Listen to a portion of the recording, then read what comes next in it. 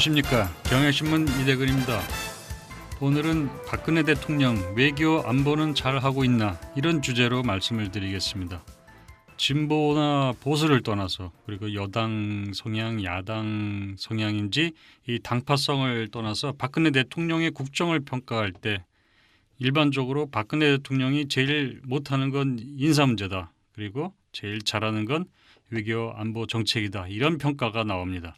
지금 박근혜 대통령이 제일 잘하는 일과 제일 못하는 일이 동시에 펼쳐지고 있습니다. 얼마 전에 문창극 총리 후보가 낙마하면서 정홍원 총리를 유임시킨 적이 있는데 이거는 이제 문창극 총리 후보가 낙마하면서 정홍원 총리를 유임시킨 것으로 인사실패의 한 절정을 보여준 바 있습니다. 그런데 그것으로 끝나지 않았습니다. 박근혜 대통령의 인사 실패는 연속극입니다. 하나의 실패 뒤에 다른 실패, 그 뒤에 새로운 실패, 또 실패.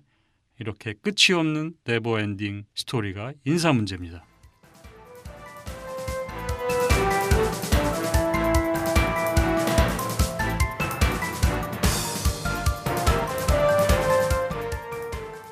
이번 내각 인사청문회를 통해서 드러났지만은 김명수 사회부총리 겸 교육부 장관 그리고 다른 장관 지명자들을 보면은 자질이나 도덕성, 특히 김명수 부총리의 경우 자질, 도덕성 부족, 능력 부족이 눈에 띄게 부각이 되고 있습니다.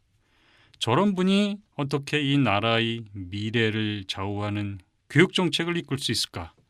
부총리로서 사회 분야 전반을 조종하고 통솔하는 일을 할 수 있을까? 굉장히 의심스럽게 합니다. 청문회 하기 전에 이미 많은 문제점들이 드러났지만 청문회를 통해서 새삼 다시 확인이 됐습니다.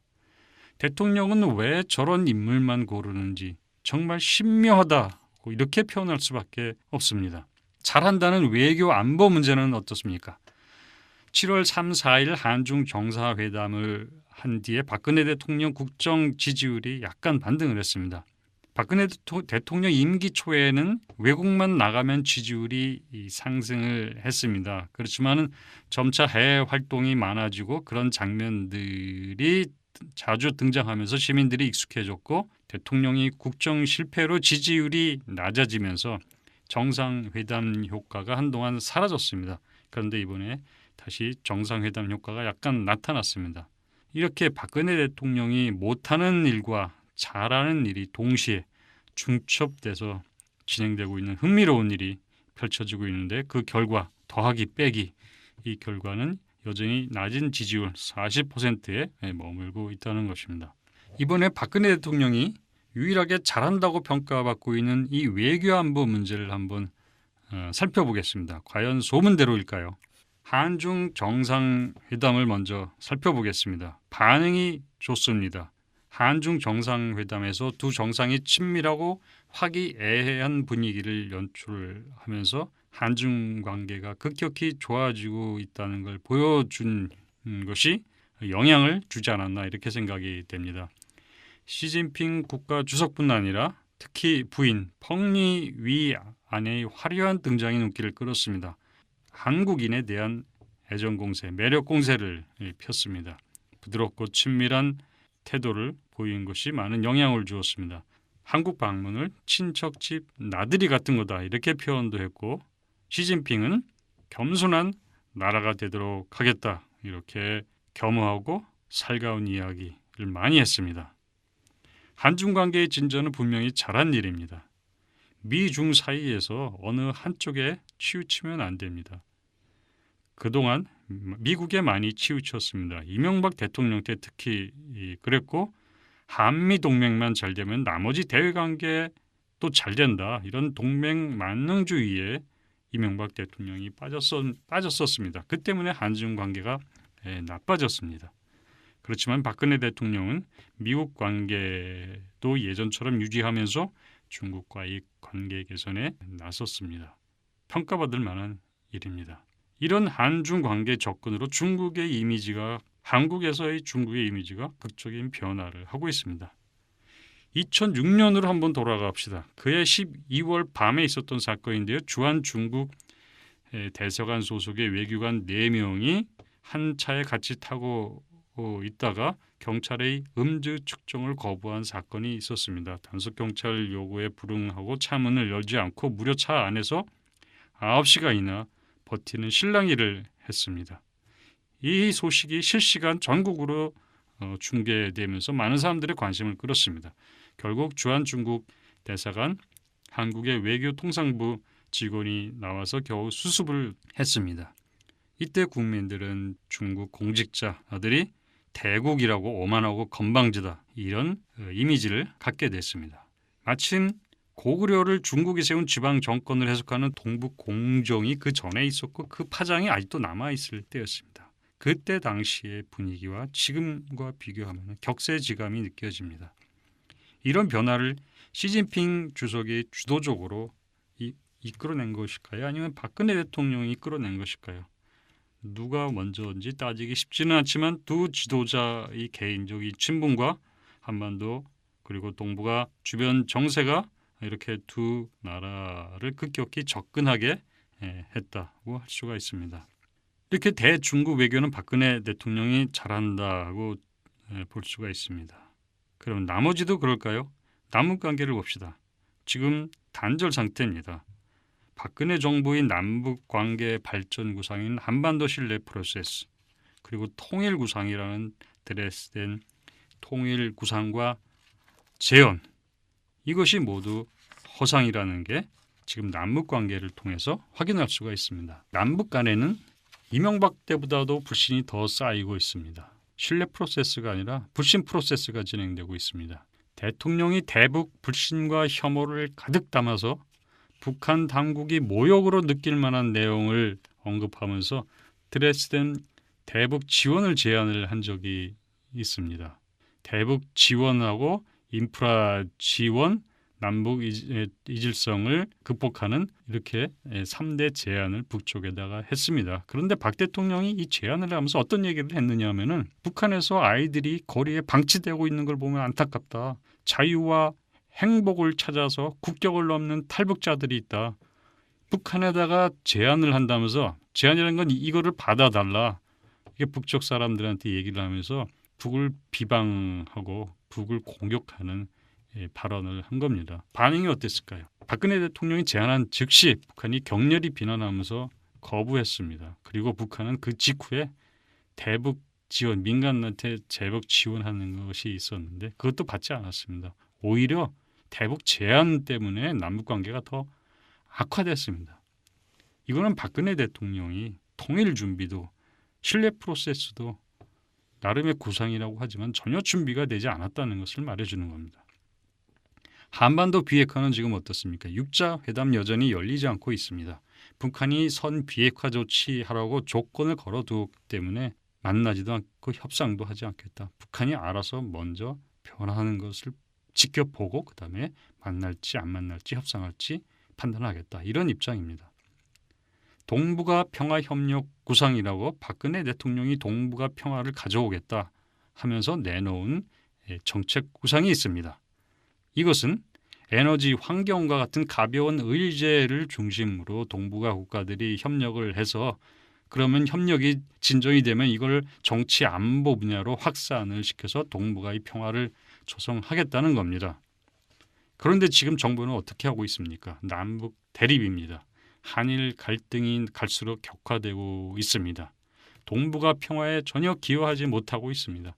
평화를 주도하겠다는 한국이 오히려 갈등을 주도하고 있고 그 때문에 동북아는 더 불안해졌습니다.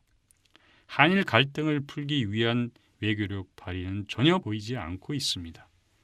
기약 없는 대일 공세만 지속되고 있고 그러는 동안 일본 내 한류는 싸늘히 식고 반한 기류는 커지고 있습니다. 박근혜 대통령은 또 유라시아 이니셔티브라고 유라시아 대륙까지 연결하는 개발 협력 구상을 내놓은 적이 있습니다. 이거 역시 언감생심입니다. 북한과 연결되지도 않는데 어떻게 유라시아로 뻗어나간다는 겁니까?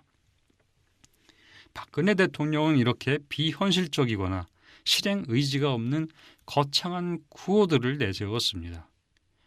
국내 문제에서도 마찬가지였죠. 창조경제, 지하경제 양성화, 문화융성, 비정상의 정상화, 국가 개조 이렇게 거창한 구호를 내걸었지 뭐 구체적으로 실천적으로 바꾸는 건 하나도 없습니다.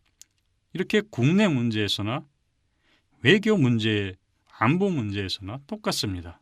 외교안보 잘한다는 평가가 오해인 또 다른 이유가 있습니다. 우선 외교안보 정책을 다루는 세 사람을 들여다봅시다. 국가안보실장이라고 청와대에 있습니다. 외교안보사령탑입니다.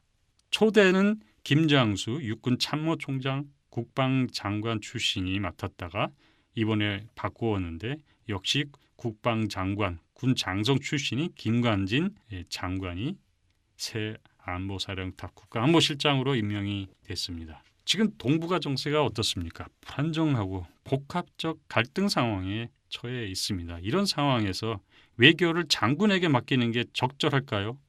김관진 국가안보실장이 임명되자마자 첫 번째로 한 공개 일정이 뭔지 아십니까? 미국, 일본, 중국, 러시아 외교 카운터파트와 전화해서 처음 상견례 인사 나누고 동북아 정세에 관해서 협의를 했을까요? 아닙니다. 서부 전선 전방으로 달려가서 전초부대를 방문해가지고 이렇게 말을 했습니다. 적이 도발하면 가차없이 응징해 완전히 굴복시킬 수 있는 강한 전투력을 갖춰라. 이런 말을 했습니다. 지금 박근혜 정부 선군 외교를 하고 있는 겁니까?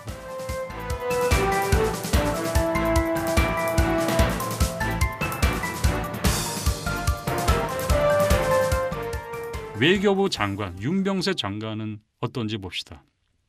윤 장관은 지금 사돈난말하고 있습니다. 이런 말을 하고 다닙니다.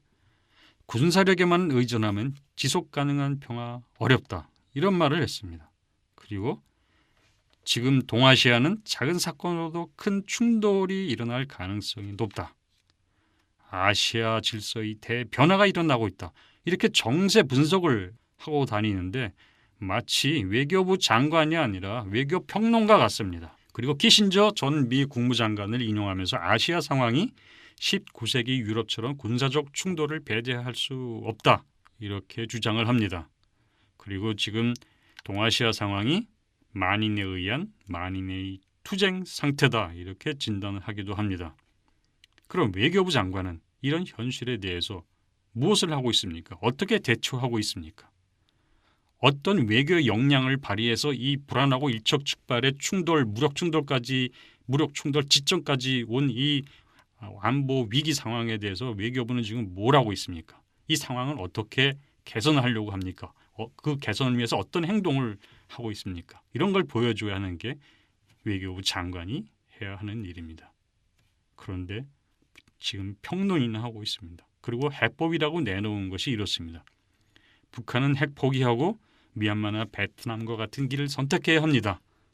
이거 지금 주문을 외우고 있는 겁니다. 이렇게 북한에 빌고 북한을 타이르면 북한이 말을 듣습니까? 그런 문제가 해결됩니까? 북한이 핵을 포기할 수 있는 유인책을 제시하고 북한과 협상을 해야 하는 것 아닙니까? 통일부 장관, 6.27 통일부 장관은 지금 뭘 하고 있습니까? 남북 대화를 하고 있습니까? 북한과 협상하고 대북 지원하고 남북 협력을 하고 있습니까? 전혀 존재감이 없습니다.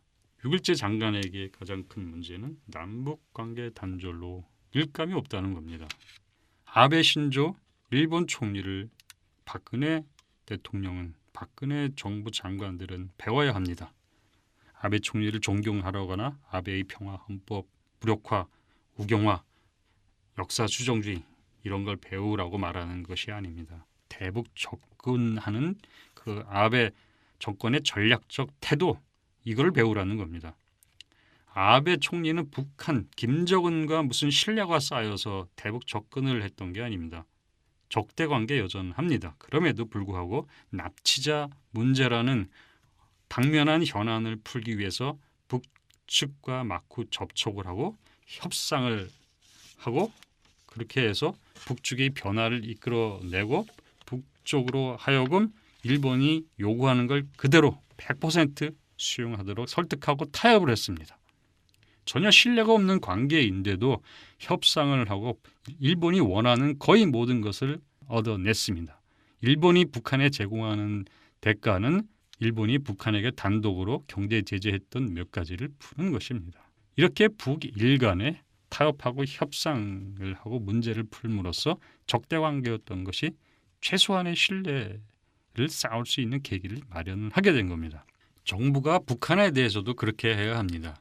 북한이 신뢰 있는 행동을 하지 않는다고 기다리고 있거나 신뢰 있게 행동할 때까지 앉아서 기다리고 있거나 얼굴 돌리고 외면하고 남북 부방전을 펴면 안 됩니다. 협상은 신뢰가 있어서 하는 게 아니라 그게 서로 전략적 이익이 된다, 이익을 얻을 수 있다는 기대가 있을 때, 기대가 있다면 하는 겁니다. 구태의연한 외교를 해서는 안 됩니다. 창조 외교, 창의적 외교, 상황 돌파 외교를 해야 합니다.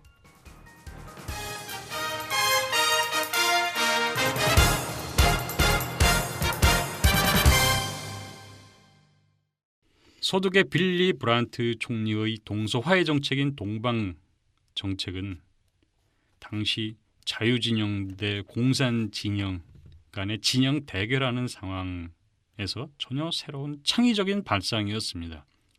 국내 정치적으로는 정치 생명을 건 도박이나 다름없었습니다. 그러나 안팎의 난관을 극복하고 돌파했고 그래서 성공하고 정치적으로도 승리를 거머쥐었습니다. 박근혜 대통령이 진부하고 따분한 기존 논리, 당위론을 되풀이해서는 안 됩니다. 박근혜 대통령이 무슨 마법을 쓰는 것도 아니고 북한이 변해라 변해라 이런 말 자꾸 반복을 하는데 그렇게 한다고 북한이 알아서 변합니까? 현 상태는 잘 되면은 북한이 도발 없이 남북 간 단절 상태인 이런 현상 유지를 하는 겁니다. 그러나 자칫하면은 북한이 4차 핵실험 그리고 무력 충돌이 벌어지는 그런 것이 가능한 상황입니다. 이래도 박근혜 대통령이 외교 안보를 잘하고 있는 겁니까? 이대근이었습니다.